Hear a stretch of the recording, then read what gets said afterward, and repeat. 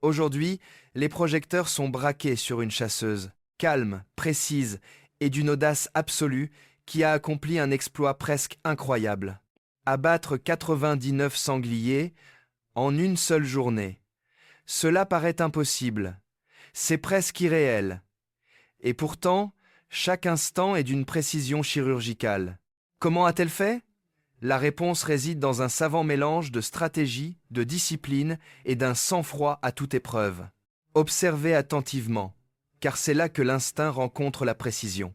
De l'autre côté du champ, elle se concentre. Chaque mouvement se ralentit. Chaque respiration se calme.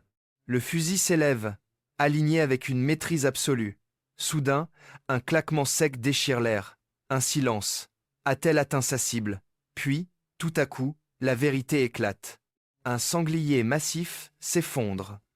Aucune hésitation. Aucun mouvement superflu. Juste de la précision. Un rappel brutal. Sous-estimer une cible peut s'avérer fatal. Et elle n'est pas seule. Deux femmes se tiennent désormais au cœur de l'opération.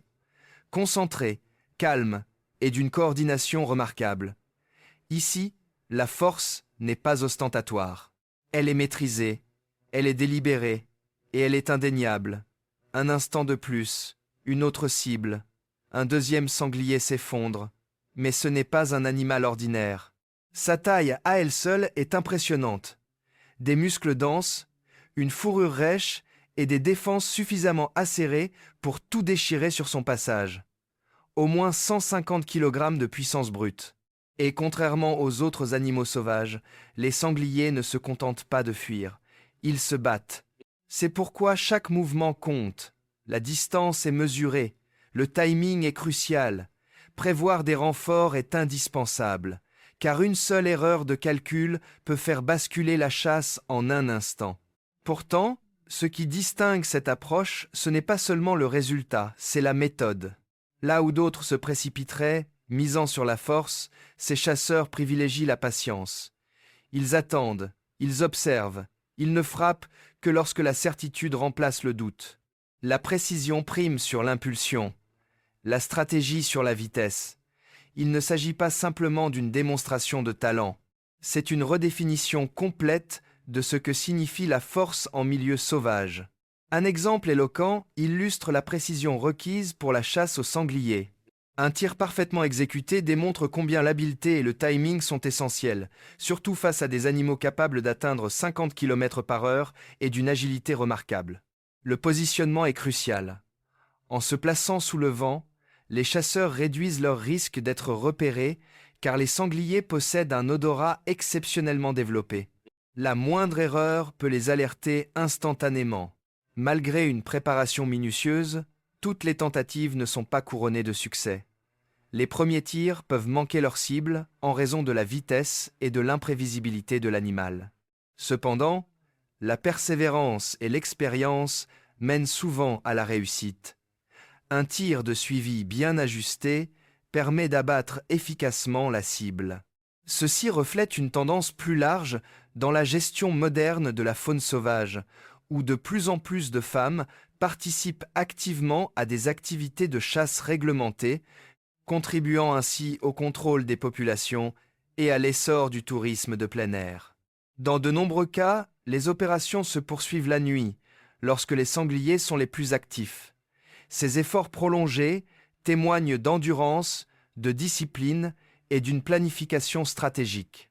Parallèlement, ces activités exigent le strict respect des protocoles de sécurité, notamment la manipulation adéquate du matériel, le travail d'équipe coordonné et la vigilance quant à l'environnement. Au-delà de la chasse, les interactions entre l'homme et la faune sauvage peuvent engendrer des dangers inattendus au quotidien. Par exemple, des animaux domestiques comme les chèvres peuvent s'aventurer sur les routes, créant ainsi des situations périlleuses. Leur curiosité et leur agilité naturelle peuvent les amener à traverser les autoroutes, souvent sans se rendre compte de la présence de véhicules. Ce comportement augmente considérablement le risque de collision. Sur les routes très fréquentées, des troupeaux de chèvres peuvent surgir soudainement, obligeant les conducteurs à réagir rapidement. Si certaines situations se résolvent sans incident, d'autres peuvent dégénérer rapidement lorsqu'un animal change de direction de façon imprévisible. Dans un trafic dense et à grande vitesse, même une brève hésitation peut entraîner des accidents graves. Les incidents impliquant des véhicules plus imposants, comme les camions, peuvent être particulièrement dangereux en raison des distances de freinage réduites. Les zones ferroviaires présentent des risques supplémentaires. Les signaux d'avertissement, comme les avertisseurs sonores des trains, sont conçus pour alerter les animaux et les personnes à proximité.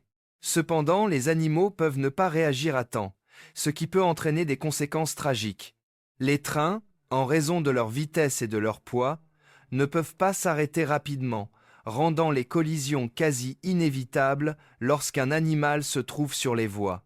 Ces situations soulignent l'importance d'une gestion responsable du bétail.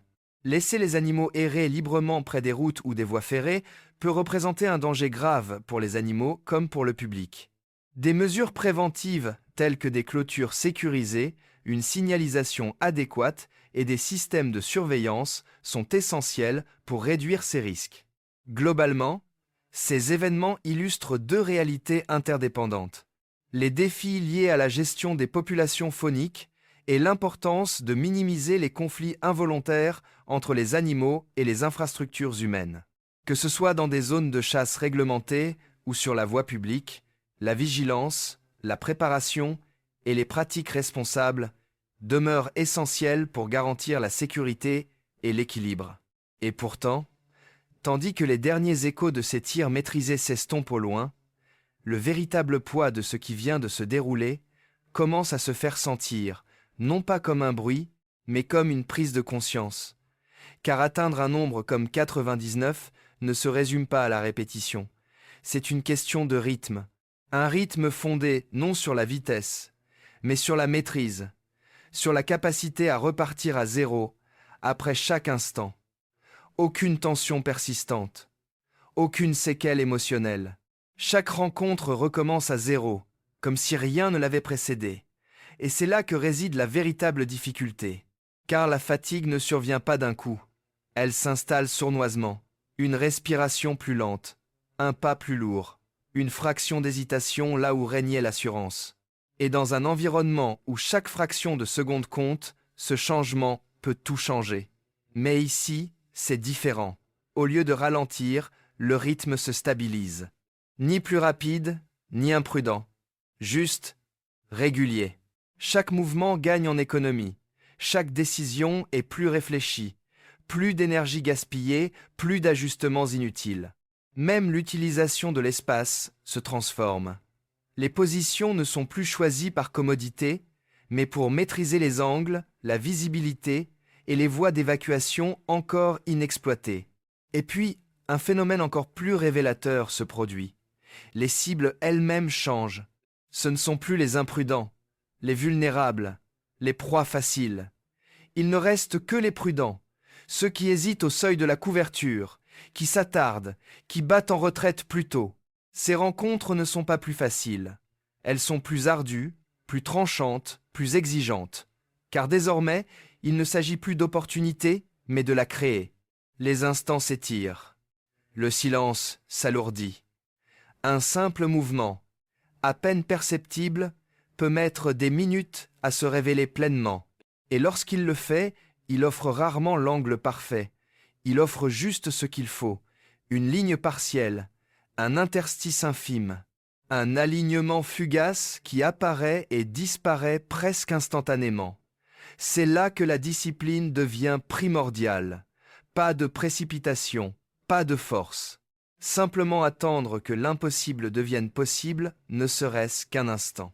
Et lorsque cela se produit, la réaction est la même qu'auparavant, nette, maîtrisée, définitive. Mais ce qui distingue cette phase, ce n'est pas l'action elle-même, c'est la conscience qui la sous-tend. Car désormais, chaque prise de vue est porteuse de contexte. Chaque résultat s'inscrit dans la continuité de l'ensemble. L'environnement n'est plus une succession d'instants isolés, mais un système continu et évolutif où chaque décision influence la suivante. Entre-temps, la coordination s'affine sans qu'un mot ne soit prononcé. Nul besoin de signaux constants. Les positions s'ajustent instinctivement. La zone d'action s'étend et se réduit selon les besoins. Chaque mouvement en compense un autre. Il ne s'agit plus de travail d'équipe au sens traditionnel du terme, mais de synchronisation. Et au sein de cette synchronisation, quelque chose de remarquable prend forme. Non pas la domination, mais l'équilibre sous pression. Car même si le nombre de points augmente, l'intensité ne faiblit pas. Au contraire, elle s'accroît. La marge d'erreur se réduit. L'enjeu semble plus lourd, non pas à cause du nombre, mais à cause de ce qu'il représente. L'endurance, la concentration, la maîtrise maintenue dans la durée. Puis, à l'approche du dénouement, l'environnement lui-même commence à résister.